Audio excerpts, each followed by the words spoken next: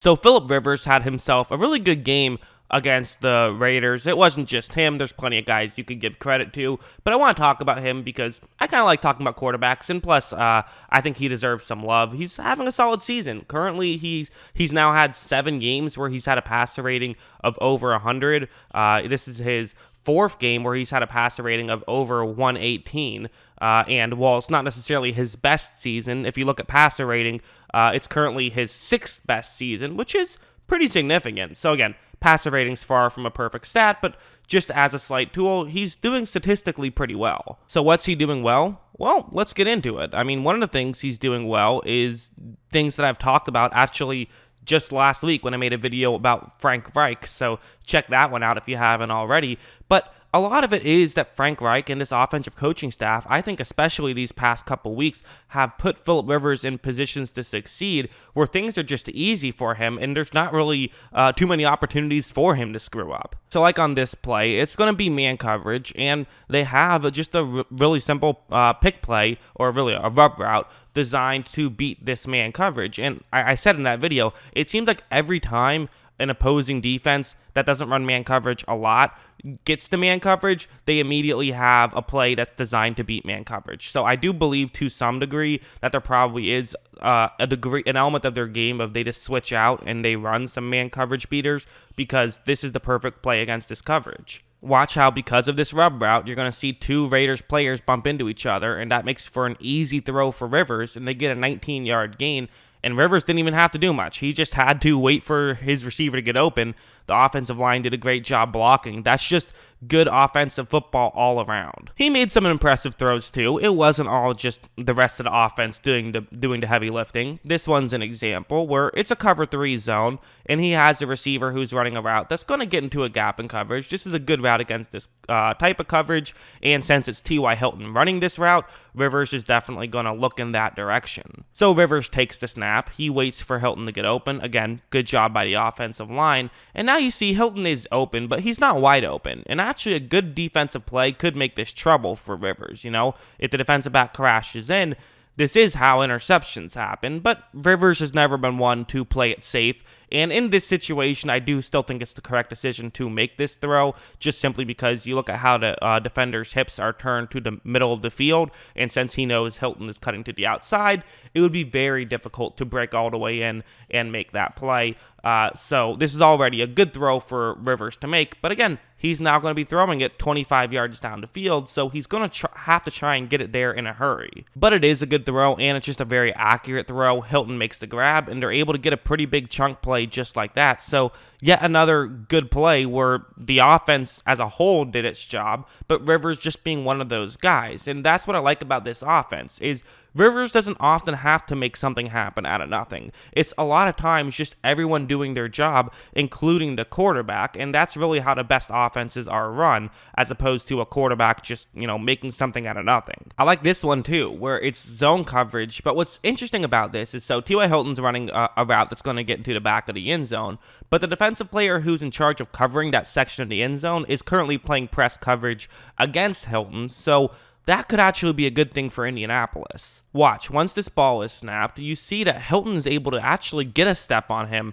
And so at this point, while there's no separation whatsoever, so it seems like maybe it's not a great thing, the problem for Las Vegas, and the good thing for the Indianapolis Colts, is that T.Y. Hilton can look back and see where the ball is, whereas the defensive player can't really, because if he just chooses to look back at a certain point, the issue is that if Rivers didn't throw it right then, now Hilton can just make a move, and the defensive player wouldn't know where Hilton is, and he would just get wide open. So Rivers makes this throw, and since Hilton could adjust, he's the one who actually makes the grab. Really good play by T.Y. Hilton, obviously. That was the main thing. But also, it's Rivers. Rivers is 39. Like, he's been in this league for a while.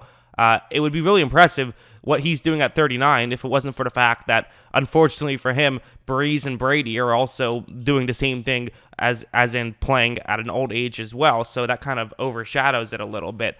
But yeah, I mean, he knows these situations, and he knows when his player has an advantage, and he's going to help his teammate out. I want to talk about this little sequence here, because this is a 2-play sequence, but it really kind of shows the advantage of this Colts offense and really how they were able to just outsmart the Raiders defense all game long.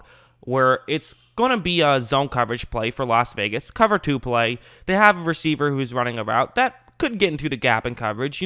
It's before the safety. So maybe if a safety crashes in, then you won't have an opening, or maybe if a linebacker stays further out, then you won't have an opening. But it's pretty deep into the field, so it's probably not going to get cut off by a linebacker. So really, a safety might have to come in and make a play.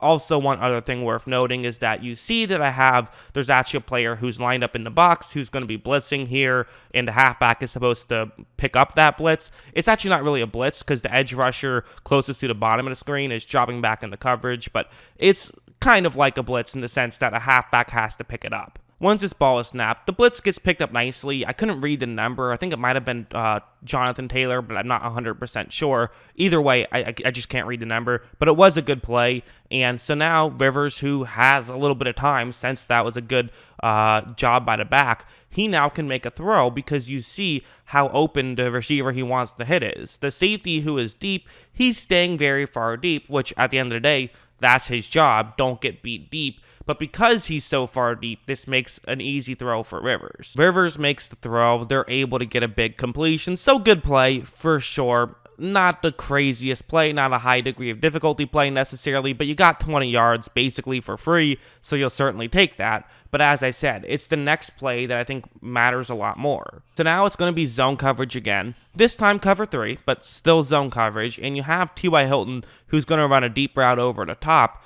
And I do think that there is some thought with Las Vegas, like we can't just keep letting those 20-yard passes work. We have to try and cut them off, which is going to be good news for Indianapolis. Because once this play starts, there is a play action, and also you look at the safety, it seems like he's ready for T.Y. Hilton to cut in some direction, try to get over in the middle, and, pick up 15 yards or so. The issue is that Las Vegas actually did a pretty good job of not biting on this play action, so the linebackers over the middle are getting in the way of T.Y. Hilton. So this safety should be further deep and just focused on not getting beat over the top. But Hilton makes a move, gets wide open, Rivers throws as getting hit, and is able to make this big completion for a touchdown. And so it's something like that where, as a defense, it's just frustrating to play this Colts team because they can get these easy 15, 20-yard plays, but if you try to counteract it, that could result in touchdowns happening. So sometimes you have to just let those plays happen. It's why the Colts